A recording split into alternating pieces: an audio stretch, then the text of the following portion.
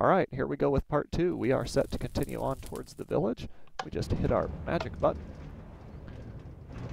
And away we go.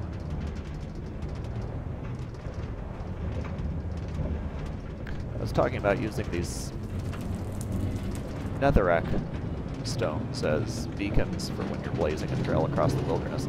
You gotta be real careful with those in the trees. I don't know how many forest fires I've started by planting those just a little too close to the overhanging leaves. Of course, that really cleans your path up eventually.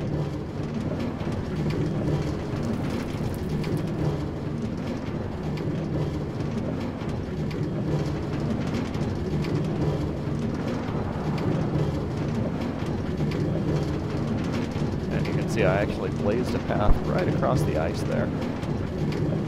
Wasn't too concerned about the stones, but down here I went ahead and actually laid a trail just in case some of that ice would happen to melt one day.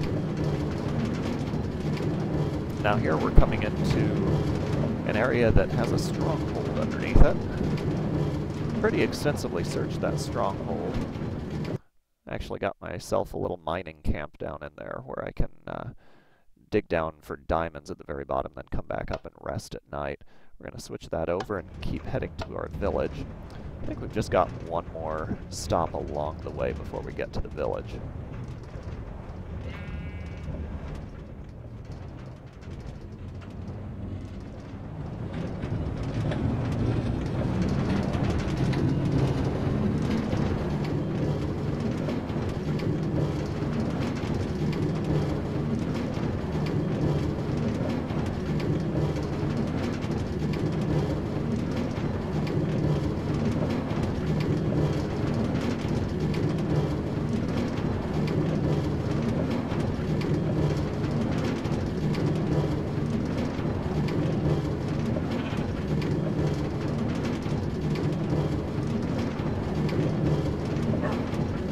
Yep, this is my little forestry hut.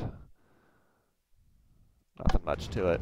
A lot of these places are just a room to stick a bed and a chest and maybe a furnace and a crafting table, just what I would need for the time that I was exploring the wilderness. And you know, if I needed to make a new axe or just have a place to rest when night came, nothing really fancy to them.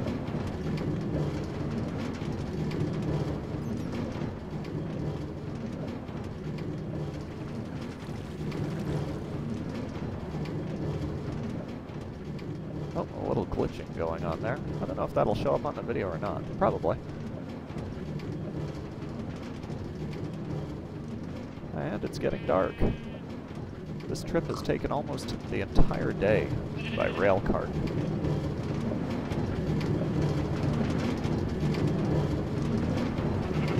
Now coming into the village here, I actually made a little rail depot. And there is one more stop yet. Let's see. Village with crops, a nice big house that I stay in. Although the villagers are really nosy guys.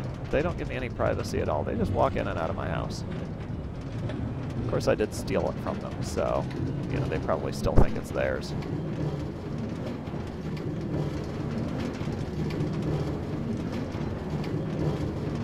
I don't know if you noticed, but that little lake we passed over had a nether portal in it.